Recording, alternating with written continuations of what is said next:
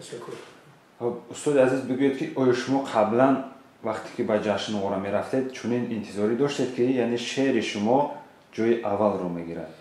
من عموما در این فکر نبودم. من در کوچه قدم میزدم، از وزارت معارف برگشته با کتابخانه می آمدم که یک زنگ تلفن شد.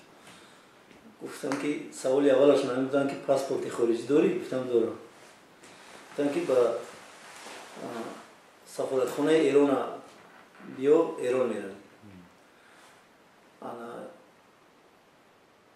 بعد گفتم چی مقصد سفر چیه؟ گفتم آزمون شعری طنز در عرفه نوروز. خیلی گفتم شعری طنز باشد طبیعتاً هست، همین حضور جوابی و طبیعتاً همین است میره. یعنی که دیروز بعدی نصف روزی زنگ زدند و من سحر از پای کار شدم.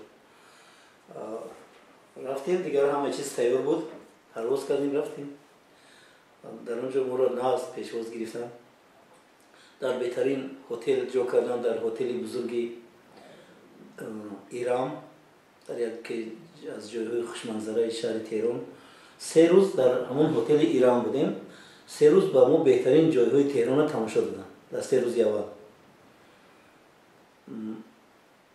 خب در آزمون بیشتر از کدوم کشورها بودن؟ عموما چقدر اشتراکچی بودن؟ اساساً از تهران بودن، از شهرهای ایران، از همدان، از مشهد، از قم، از دیگر شهرهای ایران بودن.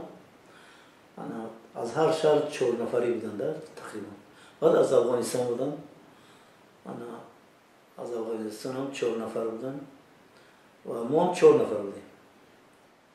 بعد شاعر رحیم جان بود و یک نفر ادبیات شناس بود که ما حاضر کرده او را تخلص دورندش موندیم. من خیراندش و کس دورندش. شعر طنز در ایران تا چه اندازه رشد کرده است امروز؟ بنیامین، چون که همین برنامه‌ای که قند پهلو نام دارد ما را دعوت کرد از تلویزیون پنجم، یعنی که هر ماه این برنامه نمایش داده می شود. البته 15-16 سال است که این برنامه معروف است در ایران، برنامه قند پهلو.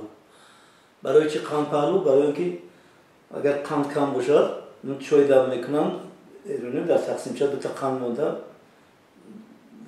در تقسیمچه هر کس 2 قندی مونده، چای اون را پیش میمونو میارن، همون قند پهلو است.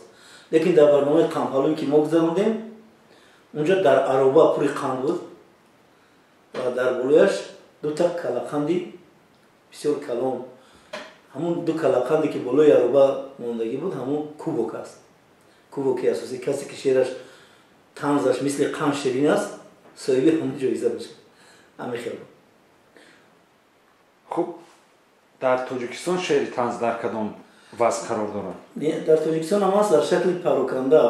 مثلا یگان تشبسکاری نیست که همینا مثلا چی کنند، وگرنه هست. در ایران گپ همین که برنامه 15-16 سال قریب 20 سال است که برنامه می رود، معروف است. حتی شهردار شهر ایران چی میگم مخلصی رقم 1 همین برنامه هست، یعنی توجه دارد.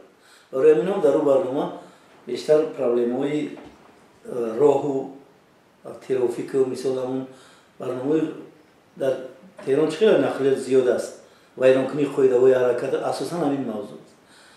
انا در اونجا به نظام در آمده است. همین برنامه قند پهلو شعر طنز ایران به نظام در آمده است در سال‌های زیاد و آنها دائم تیارند این مسئله را.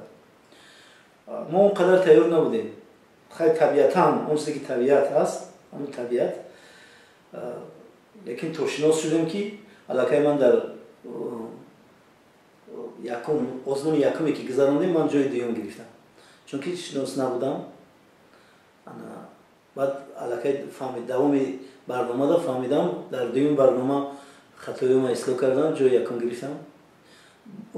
خلاصه که 5-4 مرتبه آزمون شد، دیگه جای یکم گرفتم.